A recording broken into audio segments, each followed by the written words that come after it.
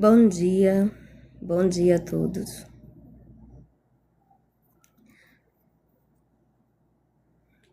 Hoje eu vou falar sobre maldição familiar. Quem aqui já conseguiu identificar na vida de vocês maldição familiar?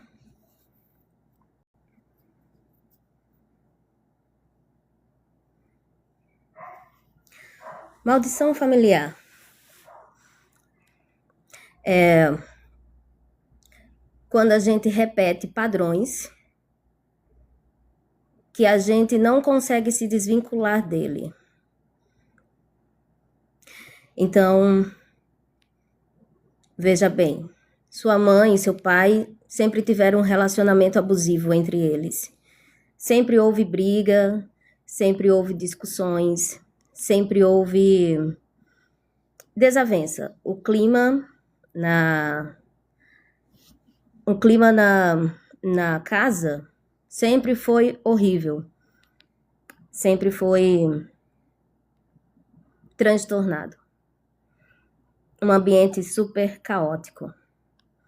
E como eu falei ontem para vocês, a minha infância foi um pouquinho caótica quando eu nasci, mas ela teve uma bênção gigante, que foi a minha bisavó que acabou me criando. Foi criada com a minha bisavó, vou falar o nome dela porque ela já faleceu, então em honra a ela, Nilza Rodrigues Salvador. Foi uma pessoa incrível e que eu tive o privilégio de ter tido ela não só como vó, mas também mãe, porque era assim que ela me considerava. Ela tinha um ritual comigo, que era todos os dias, ela falava: minha filha, eu amo Deus no céu e você na terra. Então era uma coisa incrível, para mim, mesmo eu não sabendo, ainda criança. Só que, aos 9 anos, quando eu estava com 9 anos, a minha avó, ela ficou doente e ela teve que ir morar com a filha dela. E aí a gente acabou se distanciando uma da outra. Pouco, mas sim, né? E eu acabei indo morar com a minha mãe. Começou um verdadeiro inferno na minha vida quando eu fui morar com a minha mãe. Por quê? Vou relatar aqui e vocês vão entender o porquê. Quando eu fui morar com a minha mãe, ela já tinha um marido super abusivo, onde eu passei vários traumas. Tive vários traumas por causa dessa relação que eles dois tinham e têm até hoje, tá? Então, já pensou? Um cara que dizia amar ela, ou ela dizia amar ele, só que é um amor doentio de ambas partes. E o que existia entre eles era porrada e bomba, por assim dizer. Né? A gente não consegue sair de relacionamentos abusivos e muitas das vezes está ligada à magia, como eu falei ontem. Mas muitas das vezes as pessoas estão porque elas querem. Porque mesmo a gente estando magiado ou não, a gente também tem o nosso livre-arbítrio de escolher se a gente quer aquele relacionamento ou não. Porque a gente tem consciência. A gente tem consciência. Uma parte dentro da gente fala o que é certo e o que é errado. E a gente pode lutar contra isso também. Então, aos meus 9 anos, eu tinha um problema que eu herdei do meu pai, que era... O meu pai não conseguia... Ele, durante muito tempo, né, adolescência toda, ele, não toda, mas a maior parte da adolescência dele, ele fazia xixi na cama. E não era uma coisa que ele queria, era uma coisa do inconsciente dele, tá? E eu também tive isso. E por ter tido isso, eu apanhei todos os dias para poder deixar. Agora eu pergunto para vocês, como é que a gente consegue se livrar de um problema, sendo que a gente não tem controle sobre aquilo? E aí, o que aconteceu? Eu dormia numa rede, não dormia na cama, embora a minha avó tivesse comprado uma cama para mim. Acabei cedendo essa cama e deixei para os meus irmãos poderem dormir, né? E eu não tinha problema em dormir de rede, eu gostava de dormir de rede. Mas o que acontece? Eu apanhava todos os dias para poder parar de ter aquela disfunção. Agora imagine vocês, todos os dias você leva uma cintada, ainda dormindo, nas costas. Sendo que você fez o quê para merecer isso? Com o tempo eu parei, só que foi por cima de muita porrada. Eu apanhei muito para poder deixar e gerou um trauma muito grande, onde eu ficava com medo de dormir, porque eu tinha medo de fazer xixi. Então,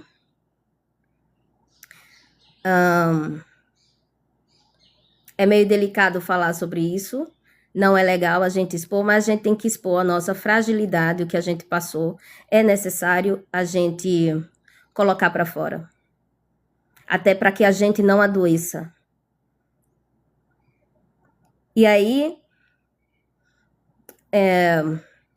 eu não conseguia lidar com aquilo, e às vezes eu acabava fazendo sem querer, e imediatamente, durante a madrugada, eu já corria para lavar aquele lençol, aquela parte que ficou suja.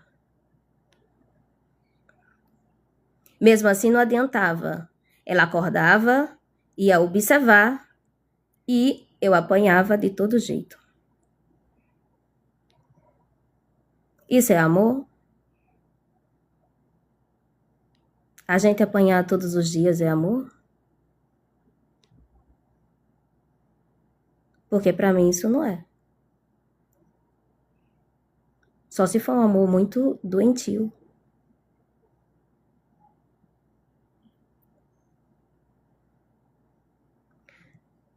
E aos meus 10 anos, ela com esse marido, onde ela tem 3 filhos com ele, começaram a brigar muito. Eles não tiveram filhos assim, um atrás do outro, né? Mas foram tendo. O primeiro filho, eu conheci ele, aí fui morar com ela. Esse filho que ela tem com ele era pequenininho ainda. E ele trabalhava fora, só que ele não supria todas as necessidades de dentro de uma casa. Então, como eu morava no interior, nós tínhamos uma maré. Nessa maré dá crustáceo, marisco, né? Não sei como é que vocês conhecem daí, mas marisco é como a gente conhece aqui. E para o marisco a gente dá vários nomes. A gente dá liliu, sururu, ostra, dentre outras coisas. Eu pegava o liliu, é uma conchinha pequenininha. E a gente tinha que ir para a lama, no caso eu tinha uma tia, irmã dela, caçula, não vou ficar dando nomes aqui, tá, gente? E aí eu gostava muito dessa tia, eu ia junto com ela, que essa tia, ela é mais nova do que eu, tá? Então, todos os dias eu ia pra maré, quase todos os dias, tá? Dependendo do horário, a maré tinha que estar razoavelmente vazia, né? Ela tinha que estar ali vazando pra gente poder pegar esses liliu, que é marisco, tá? E a gente voltava com os dedos todo machucado, todo cortado, né? Mas a gente tinha que pegar para poder sobreviver. Depois a gente ia atrás de lenha, né? A gente saía catando lenha para poder tirar esses mariscos dos cascos, né? E aí ficava só a carnezinha, onde vendia na época uns 5 reais, mais ou menos isso. 4, 5 reais, não era muito. Mas na época já ajudava muito, né? Então, a gente ia, eu e minha tia, 2 crianças. A gente ia para a maré, a fim de sobreviver.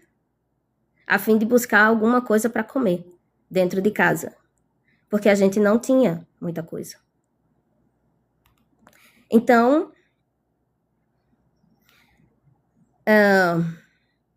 eu tinha que ir atrás de tudo isso. Depois eu tinha que sair para vender, para poder comprar pão, comprar alguma bolacha, alguma coisa para dentro de casa. Mesmo assim, com tudo isso, eu não era reconhecida em nada. Minha mãe não me reconhecia em nada. O marido dela trabalhava durante a semana, chegava no final de semana. Ou de 15 em 15 dias, ou todo final de semana. Ele estava em casa. E aí, todo final de semana era um inferno. Por quê? Porque ele gostava de beber, e aí ele bebia, e ao beber ele ficava agressivo. Então ele batia nela. Mas ele batia, gente, de forma ridícula. Ele montava em cima dela, na cama, e batia na sua cabeça. Era onde ele mirava mais, porque ele não queria deixar para que outras pessoas percebessem marcas em seu corpo. Então ele mirava sempre na cabeça. Muitas das vezes, eu tentei proteger ela. Eu avançava em cima dele para tentar tirar ela, tentar livrar, né, ela daquela situação. E acabava sobrando para mim também. Eu acabava apanhando. O que acontecia? Esse cara, além de ser um cara muito abusivo com ela, além de bater nela, de agredir ela, não supria todas as necessidades dentro de uma casa e ainda tinha desejos SX por mim.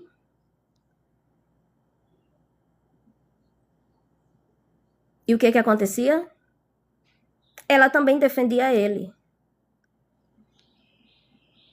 Ele ia para o banheiro, pegava uma calcinha minha e lá se satisfazia. Na nossa casa não existia porta. Era a cortina. Toda vez que eu ia no banheiro, eu entrava dentro do banheiro assustada. Muito, muito, muito assustada. Não tínhamos chuveiro. Era um balde e a gente pegava uma caneca para poder tomar banho e se lavar. E esse balde ficava debaixo de uma torneira. Então eu ligava ela a todo vapor para que todo mundo soubesse que eu estava dentro do banheiro, para que a minha privacidade não fosse invadida. E eu ainda cantava no banho, porque eu queria evitar qualquer tipo de... Não queria perder minha privacidade, eu queria tomar banho sossegada. Mesmo assim, ele entrava dentro do banheiro. E eu gritava: mãe, olha fulano aqui. Entrou dentro do banheiro.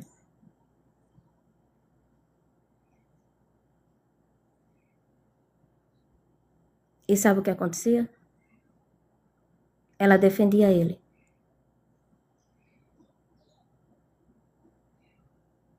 Imagine. Só tinha 11, 10 anos. Como é que a gente lida com tudo isso? E muitas das vezes eu me calei. Não conseguia botar para fora. Ficava com medo de botar para fora e ficava pensando: quem é que vai me apoiar? Quem é que vai poder me ajudar? Fazia com que todos os vizinhos soubessem. Eu fazia por onde todos ficarem sabendo. Mas na época, a lei era muito clara. Quem tinha que dar parte era assim que eu ouvia. Seria a pessoa que sofreu abuso. Eu não podia fazer nada. E eu coloquei isso na minha cabeça, realmente acreditando que era verdade. E aí? E aí, esses abusos foram se intensificando durante longos e longos e longos anos. Foi uma coisa que eu vivi várias e várias e várias vezes. Quase todos os finais de semana era essa tortura que eu passava, além desse trabalho que a gente tinha diário. E ainda digo mais. Eu tinha que acordar com uma responsabilidade tremenda.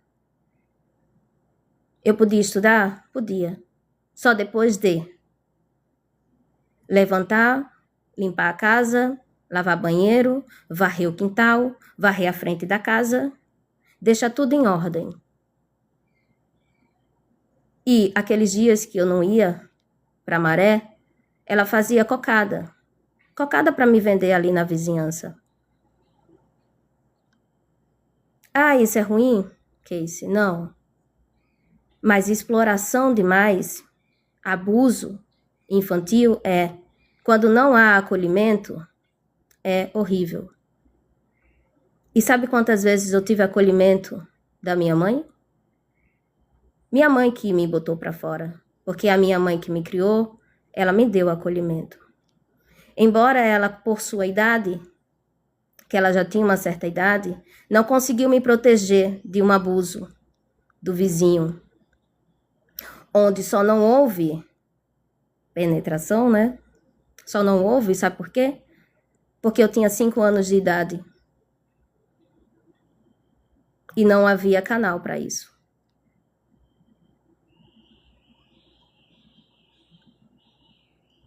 E já na minha adolescência, relatei isso para minha mãe. O que ela fez com isso? Nada. Nada.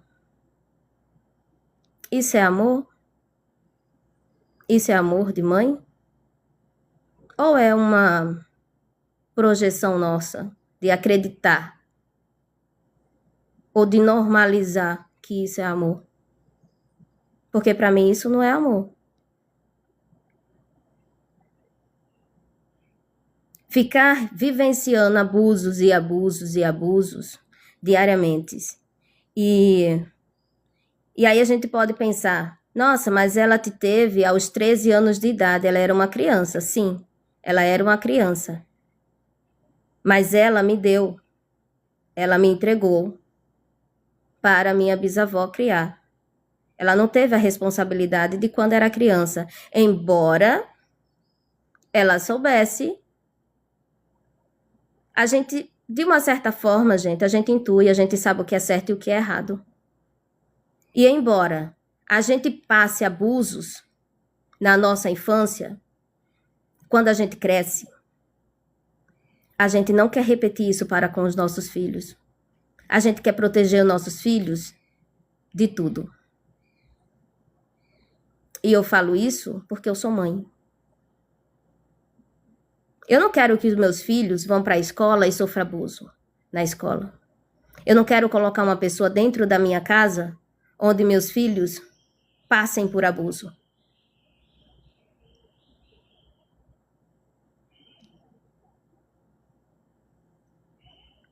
Eu não quero isso. Então, eu não consigo ver uma pessoa diz, eu sou sua mãe, e sai se gabando, disse e aquilo outro, ou te explora de todas as formas. Te explora. Houve exploração. E eu não tinha, eu saía para vender, eu ficava sem nenhum centavo. Eu fazia tudo isso e eu não tinha um centavo no bolso para levar para a escola, onde eu pudesse comprar qualquer coisa. Por quê? Porque para mim o mais importante era meus irmãos comer. Meus irmãos não passar fome. Porque eles não mereciam.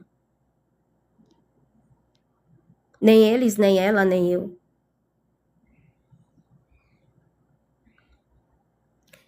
E houve uma vez que eu quis sair desse relacionamento, mas eu era só uma criança. O que aconteceu?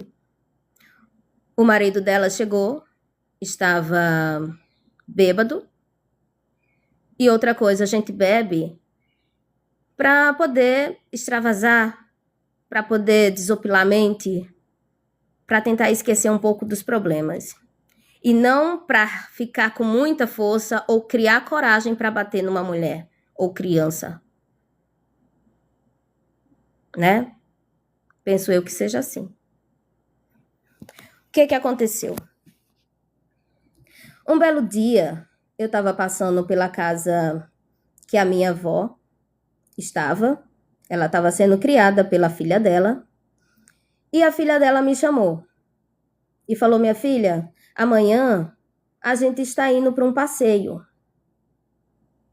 Se você quiser ir com a gente, fale com sua mãe para ver se ela deixa você ir com a gente.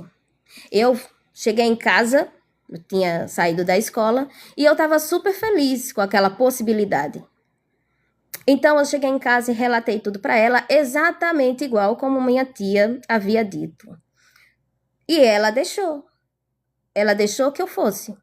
No dia seguinte, eu toda animada, peguei minha mochila e saí organizando as coisas tudo dentro, para que eu pudesse levar. Não foi bem uma mochila, que a gente nem tinha mochila, a gente tinha sacola. Sacola de plástico mesmo, tá? E eu coloquei as coisas que eu achei que seria legal levar para esse passeio. Até então, eu nunca tinha ido numa praia. Não sabia o que era uma praia. E eu queria muito conhecer a praia. E aí, naquele dia, ela deixou e eu fui lá para casa de tia, né? Tia, a mãe deixou. Eu vou para esse passeio. Até que o marido dela, que tinha chegado, me viu na casa da minha tia. Já era tipo 9 horas. E a gente não tinha saído, porque a tia disse que a gente ia sair mais cedo, por volta das 7 horas, 8 horas no máximo, a gente estaria saindo. Já era 9 horas e a gente não tinha saído ainda. Por quê? Porque a tia estava fazendo comida para poder levar. E a gente sabe que com criança, imprevistos acontecem e atrasos também acontecem. Principalmente quando a gente vai levar comida para o passeio, né? É óbvio que isso vai acontecer. Então, o que aconteceu? O marido dela passou, me viu, deu meia volta, foi até na casa e falou: sua filha, você disse que sua filha ia para o passeio? Sua filha não foi ainda. Ela ainda está na casa da tia dela. Se ela não saiu ainda, que horas que ela vai chegar? Vai chegar muito tarde.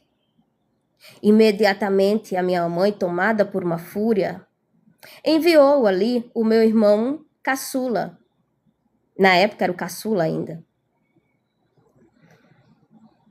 E ele chega e fala: Casey, a mãe disse que você fosse para casa. E só pelo tom da voz dele, eu já sabia o que ia acontecer.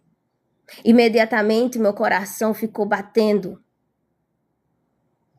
rapidamente, assustado.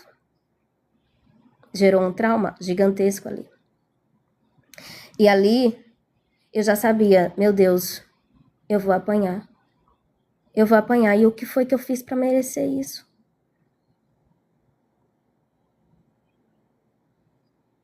Só porque eu disse que ia pro passeio.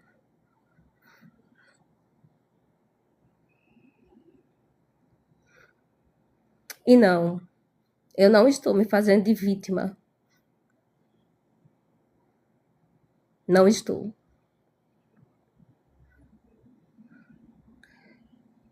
E aí, eu cheguei pra tia e relatei: tia, a mãe acabou de enviar meu irmão e disse que eu fosse para casa, que eu era para ir para casa.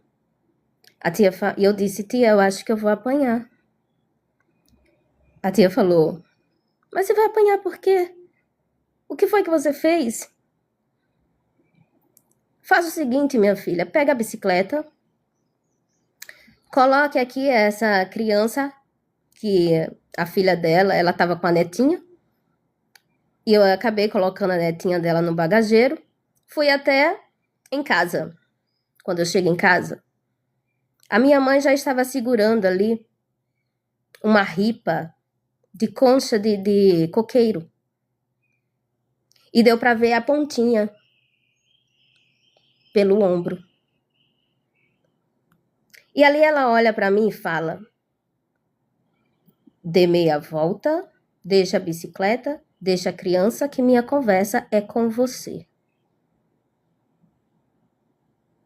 A minha conversa é com você. E eu fui para cá, voltei novamente para casa da minha tia super assustada.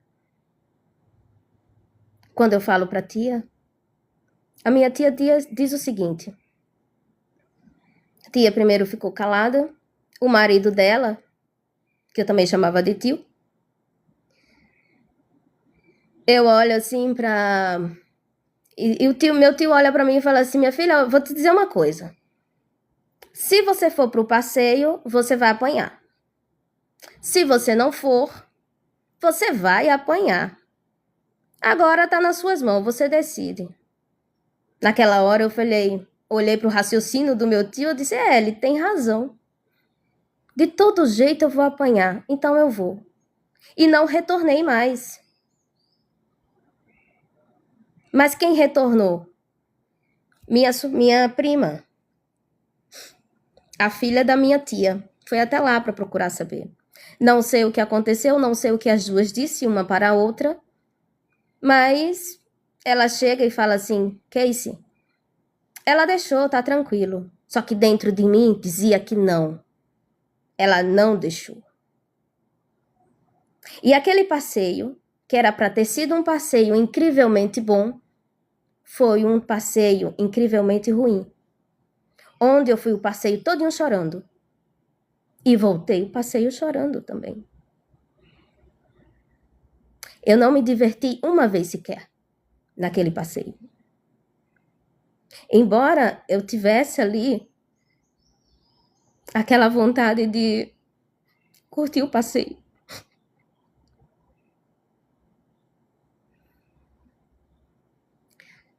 Voltando para casa, eu, com medo de apanhar,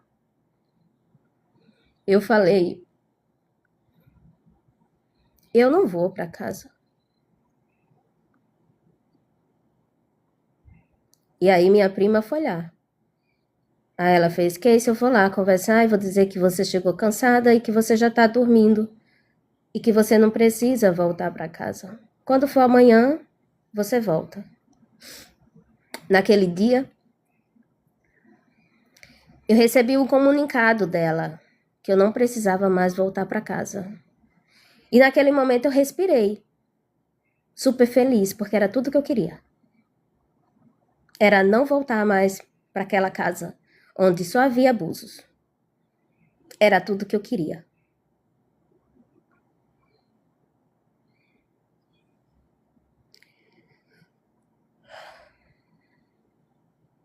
Só que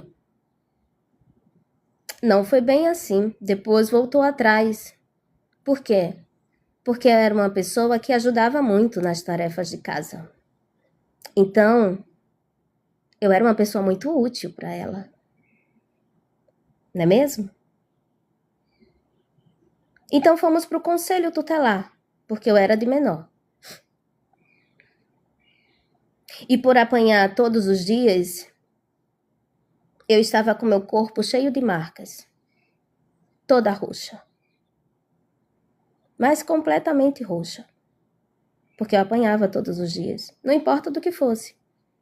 Era com o que ela tinha na mão.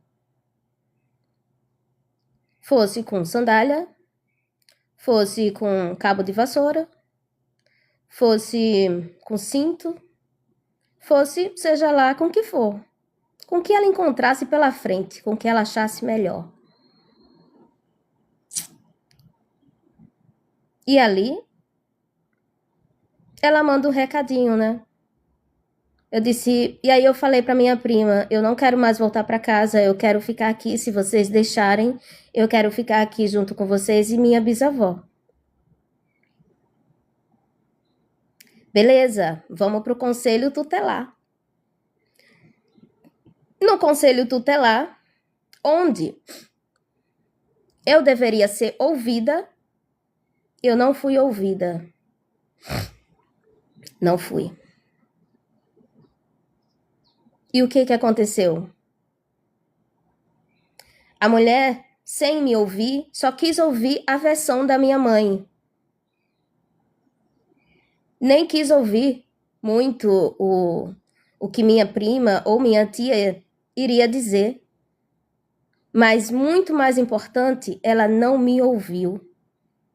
Mesmo eu dizendo também que eu não queria voltar para casa de jeito nenhum. Em nenhum momento ela me deu a possibilidade de perguntar por que você não quer. E mesmo ainda tendo ali em meu corpo marcas de abuso que eu sofria, ela me deu um prazo de 24 horas para mim voltar para casa. Um prazo de 24 horas.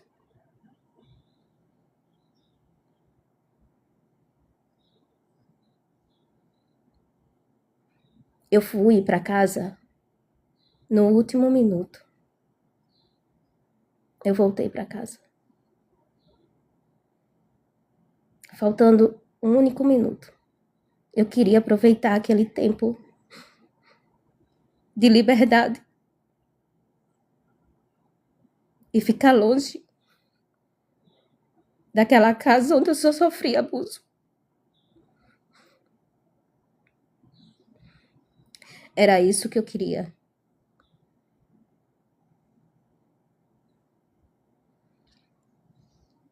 Ao voltar para casa, ela ficou sem falar comigo. E eu falei, eu tenho que fazer alguma coisa aqui. Porque o ambiente não pode ficar desse jeito. Então eu vou fazer o que eu sei fazer de melhor. Que era assim que ela me via. Uma serviçal e empregada. Nunca me viu como filha. Embora ela saia falando que eu sou a melhor filha. Embora ela saia falando que ela tem maior orgulho de mim. Isso é orgulho? É orgulho? Eu não tenho orgulho.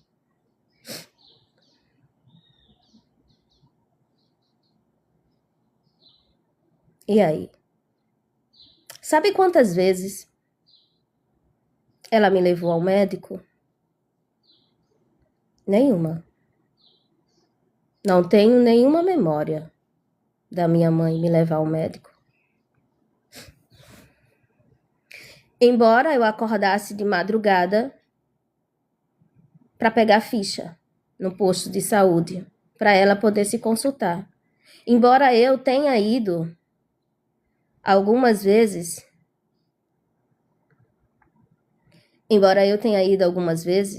para ir junto com ela, para levar a criança junto, para ela poder ficar mais leve para ela, né?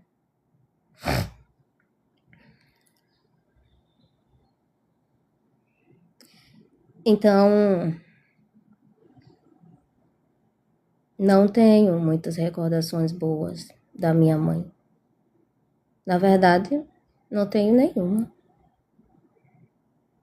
Sabe quantas vezes ela foi na escola para poder assinar? Sabe quantas vezes ela foi na escola para assinar meu histórico, a minha matrícula? Nenhuma. Se eu quisesse que a minha mãe fosse no evento, eu tinha que fazer de tudo, mas absolutamente tudo. Eu tinha que arrumar o cabelo dela, eu tinha que fazer de tudo para comprar roupa para ela. E no final das contas, eu acabava sendo decepcionada, porque ela acabava não indo.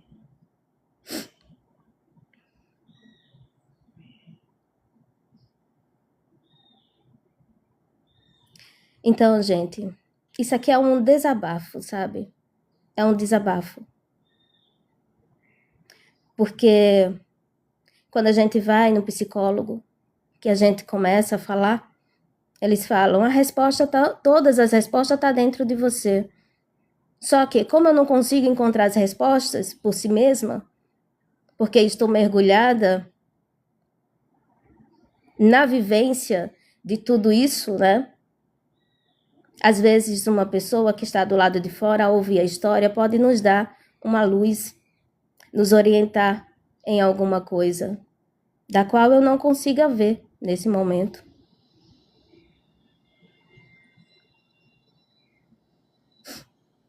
É sobre isso.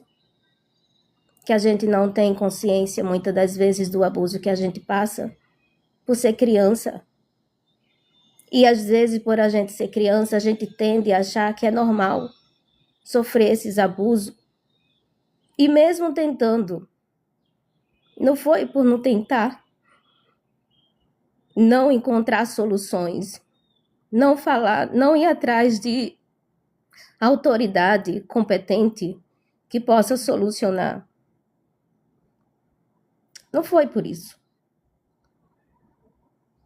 Foi por não ter sido ouvida? Foi por não ter sido acolhida? Dentre outras coisas. Que a gente, quando criança, quando a gente escuta um adulto, a gente tende a pensar, nossa, aquele adulto realmente tem razão. Embora a gente, quando criança, a gente fale pra gente mesma. Algo dentro da gente fala, mas tá errado. Eu não mereço isso, eu não mereço passar por isso. Então, por que que eu estou passando por isso? Uma outra vez, ela brigando com o seu marido, que também havia chegado novamente, havia chegado bêbado e estava traindo ela, que ele vivia traindo ela, e muitas vezes. E as mulheres, né, a maioria das mulheres, tendem a pensar, nossa, eu tô sendo traída, o meu marido tá me traindo porque foi fulana que tava dando em cima. Não, não foi. Tá traindo porque ele é mau caráter mesmo. Ele trai as mulheres, ou as mulheres traem, porque é mau caráter mesmo. Não é por outra coisa. Porque eu, casada ou não, se algum homem vir dar em cima de mim, e eu tenho consciência que eu sou casada, eu vou dizer um não. Então por que que o homem não pode fazer o mesmo? Se uma mulher for dar em cima, por que que o homem também dá um basta e diz, não, eu sou casado? Embora não tenha uma aliança em seu dedo, sabe? Deveria falar isso. Eu sou casado. Eu sou casado. E não sair traindo a mulher. Ou colocar a culpa na outra mulher. Não, eu fui fraco e eu acabei ficando com fulano. Não, você ficou com fulano, ciclano, porque você é mau caráter mesmo. Você traiu porque você é mau caráter.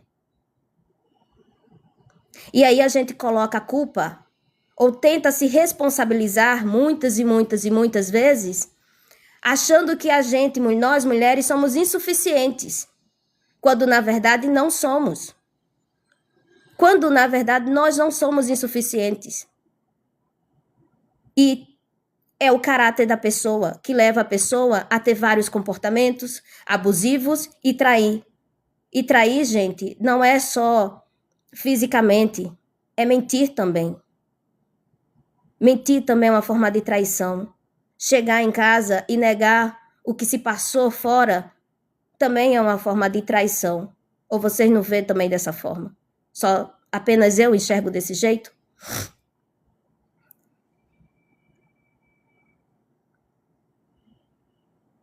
Então, o que está acontecendo? E aí, nesse dia que ele chegou embriagado, e começou a bater nela, eles tiveram uma discussões bem calorosa, né? E aí foi esquentando até partir para agressão física. Ele pegou a televisão onde o meu irmão, que era caçula na época, estava assistindo. E aí, ele com aquela força bruta, ele desapartou da tomada. Quando ele puxou da tomada, torou o fio. E quando eu olho dentro do quarto, ele tá em cima dela, batendo na cabeça dela. E aí, o que aconteceu? Eu queria muito ajudá-la e, ao mesmo tempo, eu queria que o meu irmão parasse de chorar. Eu queria acalmar meu irmão.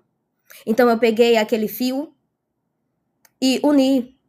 Só que eu não isolei um fio do outro. E quando eu coloco na tomada, dá curto-circuito. Faltou energia na minha casa, faltou energia na casa do lado e a do outro lado também. E ela conseguiu. Ela ficou puta primeiro. Como assim faltou energia? E ela saiu debaixo dele, pegou o cabo de vassoura e começou a correr atrás de mim. Eu fui a causadora. Olha só. Eu fui a causadora daquilo. E ela começou a me bater. Ela começou a me bater. E sabe o que aconteceu? Ela, quando eu botei a mão na minha frente para me defender, botei a mão na frente, ela bateu nesse dedo midinho. O meu dedo midinho ficou descolado. Ele descolou, literalmente.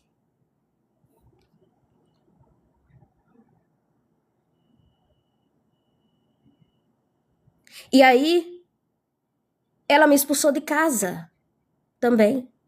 Eu fui expulsa de casa 3 vezes. Essa foi uma delas. E eu lá na frente da minha casa, tipo, o que foi que eu fiz com a mão na cabeça? E eu nem tinha me dado conta que o dedo estava caído. Eu não tinha dado conta que o dedo tinha caído. E chorando muito ali, sem saber o que fazer, por alguma razão maior, ela solta: vá para a casa da sua tia. A casa da minha tia era onde se encontrava a minha avó, com quem eu fui criada. Minha verdadeira mãe, na verdade. Porque mãe mesmo é quem cria. Não é quem bota pra fora, não, gente. Quem bota pra fora, nem todo mundo que bota pra fora tem amor.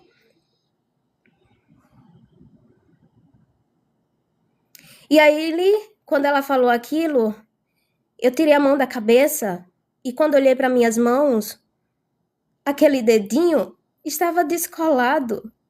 Eu simplesmente botei no lugar. Eu não sei como foi que eu fiz, mas eu tive força e botei no lugar. Esse dedo eu não consigo. Geralmente a gente consegue. Vou fazer com a outra mão. A gente consegue fazer isso aqui, certo? Essa mão não consegue por mais que eu tente. Por mais que eu tente. Não tem força suficiente. E depois ela foi atrás de mim. E como eu era criança, eu não podia ficar lá, ela tinha autoridade, né, sobre mim. Eu tive que voltar para casa, para aquele abuso de novo.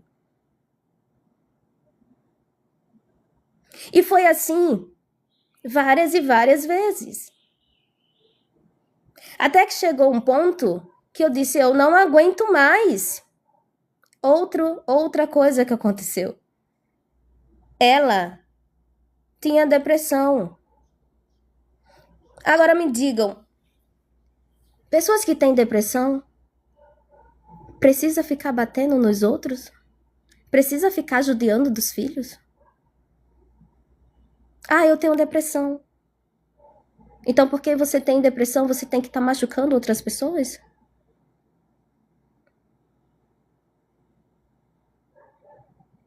Só Deus mesmo, Elze.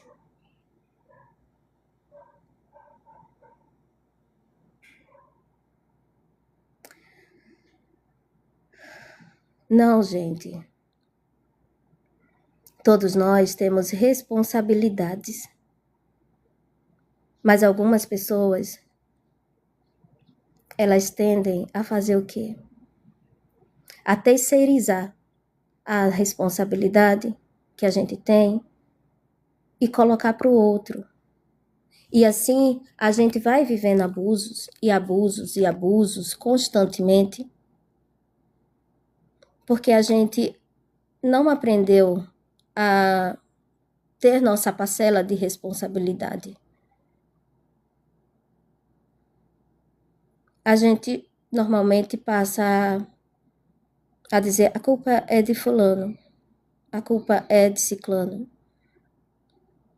Quando a gente é criança, a gente não tem consciência do que é certo ou errado. A gente não tem.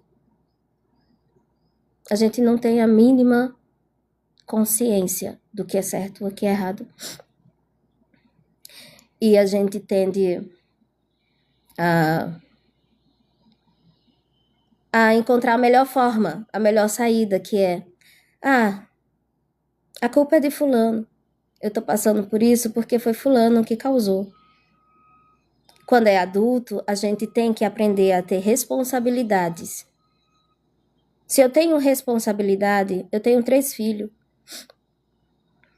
O meu marido faleceu quando eu estava grávida do caçulinha. E foi um momento terrível para mim. E mesmo todos falando: ai, você não vai conseguir, você não vai dar conta, você isso, você aquilo. Eu simplesmente olhei e falei... E queriam que eu voltasse para o interior, que era onde eu morava, né? E eu já tinha morado lá no interior, onde eu fiquei grávida da minha segunda filha. E estando lá, né, eu pensei: ah, ela pode pelo menos vir aqui na minha casa para vir me ajudar. Sabe quantas vezes a minha mãe foi na minha casa para ver algum filho meu? Nenhuma vez. Nenhuma vez. Quando eu vejo alguém assim na rua, alguém que trabalha, alguém que consegue ir para o trabalho porque a avó consegue ficar ali com aquela criança, dá um jeito, mas fica ali com aquela criança para que aquela mãe consiga trabalhar, eu olho e agradeço a Deus. Eu falo: que bom. É menos uma a passar pelo que eu passei e passo. É menos uma a sofrer abusos desse jeito. Eu tive 3 cesáreas. Foi 3 cesáreas. No meu último filho ali, na minha última gestação, eu me mudei para a cidade. Eu saí do interior porque eu não aguentava mais aqueles abusos também, aquelas explorações. Então eu disse: eu vou me embora. E fui para a cidade. E aí, o meu marido faleceu e eu fui para o hospital, para a maternidade, para ter ele, né? Sabe quem estava comigo na maternidade? Lembrando, gente, quando meu marido faleceu, eu estava com 8 meses. Então, eu estava passando por aquele luto terrível, né? E ninguém. Teve que vir uma filha de São Paulo, uma filha do meu falecido marido, vir para poder ficar com as minhas 2 filhas, para que eu pudesse ficar na maternidade e ter aquela criança. Quem estava comigo lá na maternidade? A minha mãe? Não. Por quê? Sempre teve aquela desculpa: não, eu tenho medo de sair de casa.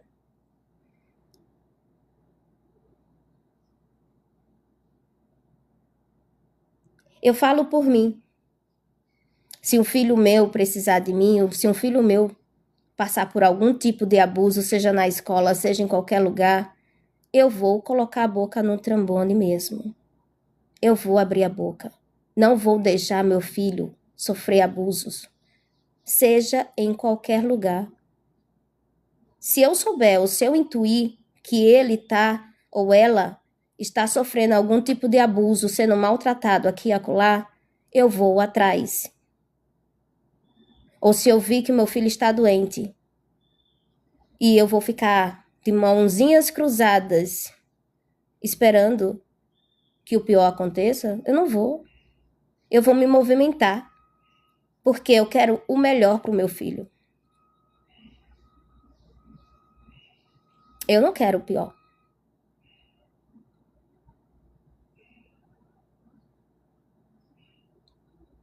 Eu não quero o pior.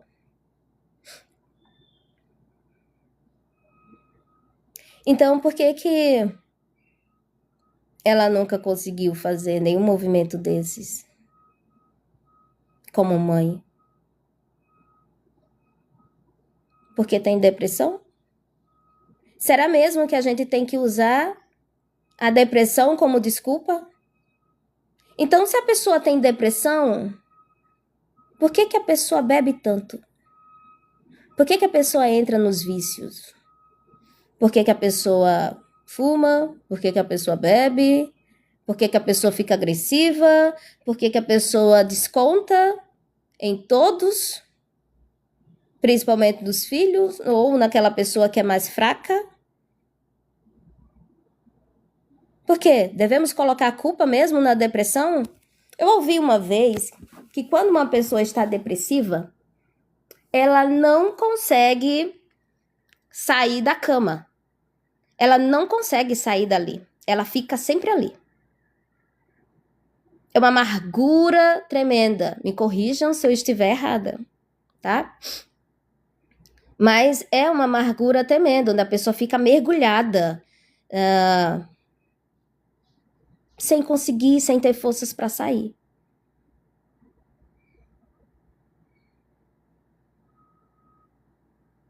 Ah, Ney. Ah, eu perdoei. Mas existe uma diferença entre perdoar e lembrar. Muitas das vezes, e eu normalmente vejo assim, que é uma forma da gente buscar o auto-perdão, porque perdoar o outro é muito fácil. Agora, se perdoar é a barreira mais difícil que a gente tem de encontrar. Expor isso aqui é essa barreira. Conseguir colocar para fora sem ter medo do julgamento para comigo, porque eu sei que eu vou ser julgada por todos eles, essa será a minha grande barreira.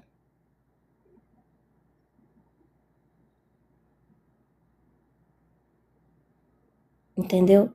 Muitas das vezes, a forma que a gente tem de se libertar e de encontrar o perdão é assim, expondo, é jogando tudo no ventilador, para que a gente consiga ter clareza o suficiente, primeiro, do quão forte nós somos, que a gente conseguiu sobreviver, conseguiu passar por todos esses abusos e não se corrompeu. Principalmente isso.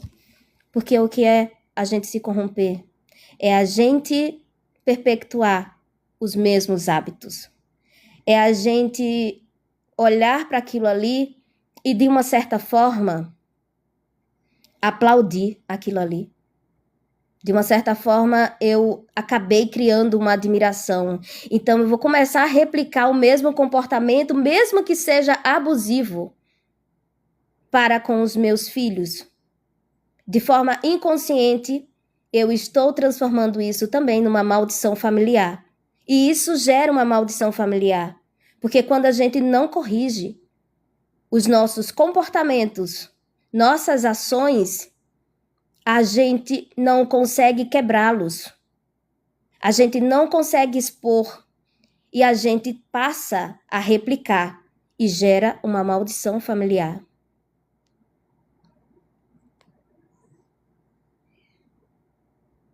Eu também tive, Ney, depressão, onde eu não conseguia me levantar da cama para fazer nada. Nada, nada, nada, nem comer, nem comer.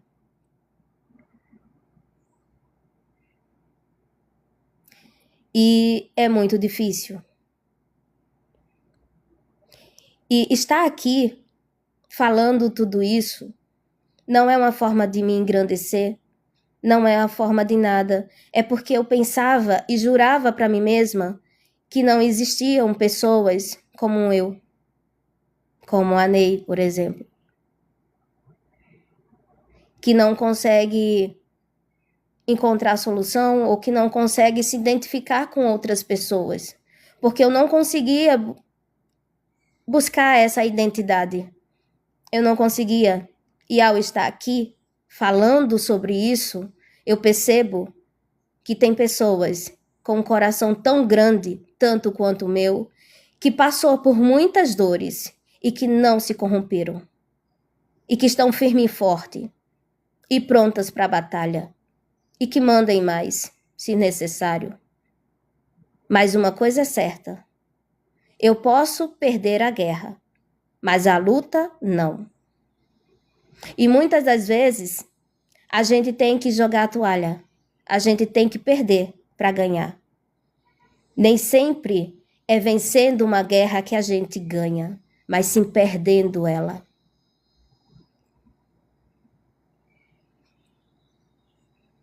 Isso mesmo. A gente se isola do mundo ainda. Tem gente que fala que é frescura. É real isso. Por muitas vezes a gente escuta isso.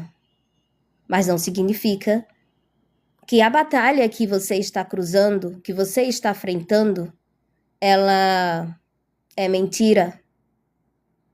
Não é porque que você está enfrentando que... Não é porque os outros não estejam vendo a sua batalha, não significa que você não esteja travando essa batalha. E normalmente você está travando essa batalha, mesmo que invisível.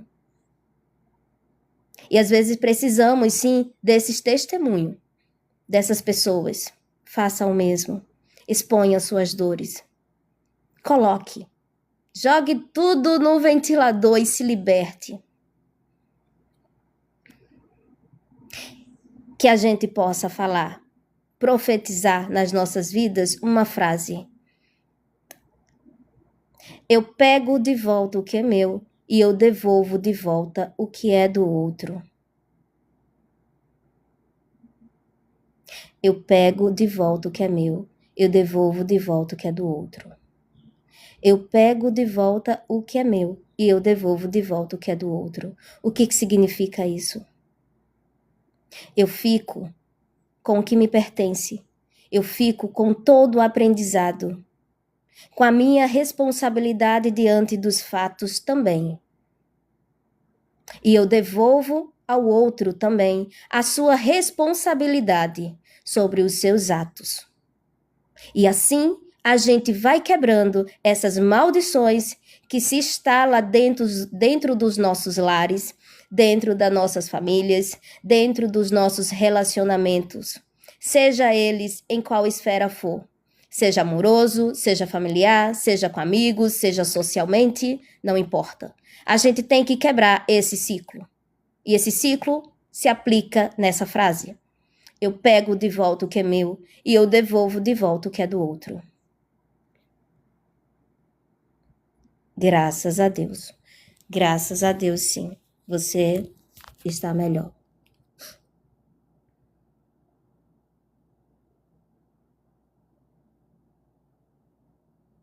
Elze, gratidão.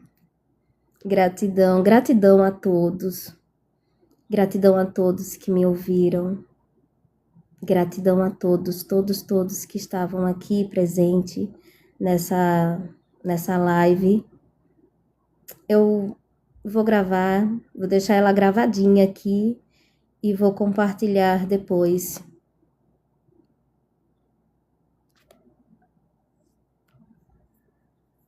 Gratidão infinita.